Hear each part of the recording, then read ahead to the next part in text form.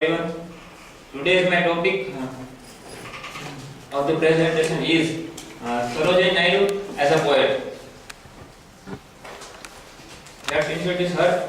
Sarojini Naidu, a freedom fighter, also a modern poet. Sarojini Naidu, fully and strictly follower of Mahatma Gandhi, and he took part in the freedom movement of India, and also present many times with freedom fighter of India. And she is, we can say, she was a multitasker woman, that a freedom fighter, a poet, and as well as the become second president of Indian National Congress, and become a first governor of Uttar Pradesh. Her literary works, The Golden Threshold, it published in 1905. The Word of Time, about Song of Love, Death and Spring, published in London in 1912. And then Muhammad Jinnah, known as the Qaid-e-Azam of Pakistan before partition, an ambassador of unity, 1960. Then The Broken Wing, Song of Love, Death and Spring in 1917. Then Sceptred Flute, Song of India, 1943, The Feather of Down, and then Indian Weavers. Sarojini Naidu as a poet, the little glimpse about her as a poetic life, the Nightingale of India. Sarojini was a prolific writer and poet. She composed poetry in which swift thought and strong emotions sprang into lyrics by themselves. She has given expression to the joy as well as to the sorrow of life. She was sensitive to the beauty of living things. Her poetry includes children poems, nature poems, patriotic poems, and poems of love and death.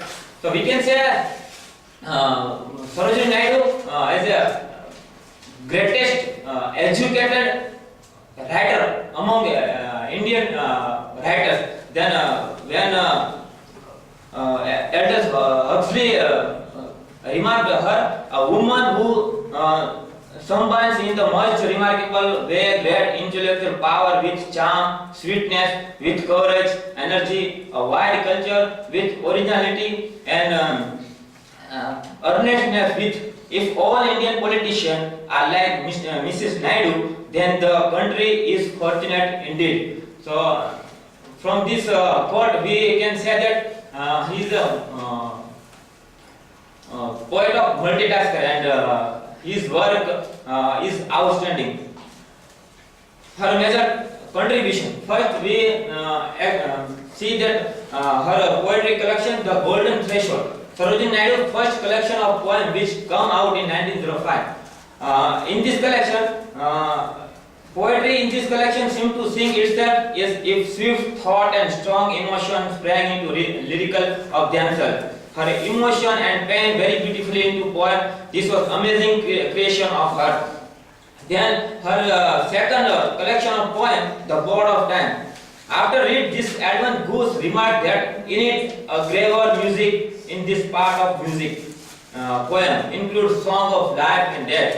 In this volume, there are many love songs. Love and death and life is a very beautifully addressed to death and life. For example, he quoted that life is prism of my life, and death the shadow of my face. So in this collection, we can see the title of the poem. So we can get idea that how her poetry with melodious way, the musical elements and rhythmic element in her poetry. So we listed here that wandering singer, village song, that song, To the Board of Pain, Indian dancer, the Bardanashi, nightfall in the city of Hyderabad, in the forest, Buddha seated on lotus, or to the Nizam of Hyderabad. Then her third and last one, the collection of poem, The Broken Wings. Sarojini Naidu's final collection of poems, The Broken Wing, came out in 1917. This collection is a memory of the father and Gokhale, the flute player of Vrindavan, and to Buddha seated on a lotus. After poem of the Buddha seated on a lotus, we can see the spirituality elements in this poem. When Christian said, read this poem, so they said that in this Buddha, the image of Buddha, we can Buddha, Jesus' reflection on the Buddha, and the Hindu believer said that this is a reflection of Krishna. So we here seen that in this poem, the spiritualism and the different religion in her poem. So about her works, the Gokhale views on her work. Gokhale said Sarojini Naidu's speech was more than an intellectual trait of the highest order. It was a perfect piece of art. We all feared for the moment to be lifted to a higher plan. And another thing is, he said, you begin with a ripple and in eternity. So we get idea from this quote. You begin with a ripple like a wave. Begin with a wave and end with eternity. Then the master of scholar, Indian scholar Aurobindo quoted her work. Her work has a real beauty. Some of her lyrical work is likely, I think, to survive among the lasting thing in English literature, and by this even if they find rather than great, she may take her rank among the immortal. We can say the Sarojini as a Wordsworth of India. I have not read every poem of Wordsworth, but when I read Sarojini Naidu's poetry, so I can say that every theme of poetry, Sarojini Naidu mingled in her poetry collection. So we see that first Ode to the Nizam of Hyderabad.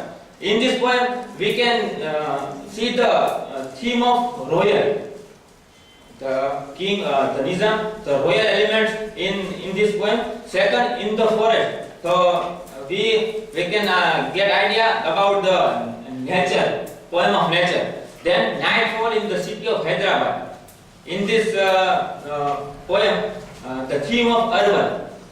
Then village song, rustic life, the theme rustic people.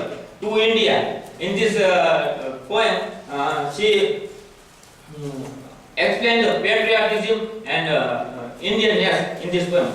Then Indian viewers, a common people, Buddha seated on a lotus, spirituality, that song, life song. So we here see that themes of poetry like royal, nature, urban, rustic life, patriotism, common people, spirituality, life, and death. So we can say that Sarojini Naidu mingles each and every theme of poetry in her collection. So Sarojini Naidu, people called as Nightingale of India, the Bharatiya Kokila. So why she called as a Nightingale of India? So here one example, the poem Coromandel Fisher. So we know the Sarojini Naidu Nightingale. So her poem with musical elements, his rhythm like heavy. So I try to recite a poem. Then we can get idea why she called as the Nightingale of India.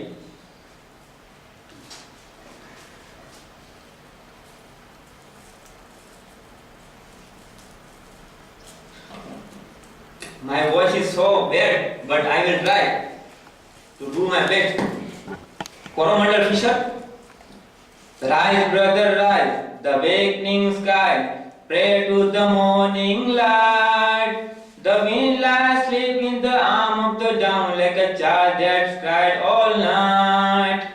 Come, let us gather our nets from the shore and set our catamarans free to capture the lifting wealth of the light tide, for we are the kings of the sea. No longer delay, let's hasten away in the track of the seagull's call. The sea is our mother, the clouds our brother, the wave our comrade's soul. What do we toss at the fall of the sun, but the hand of the sea God drives? He who holds the storm by the air while hath in his breast our life. Sweet is the share of the coconut glade and the scent of the mango grove, and sweet are the sand at the full of the moon with the sound of the voice which we love. What sweeter over the kiss of prey and the dance of the wild fawn glee.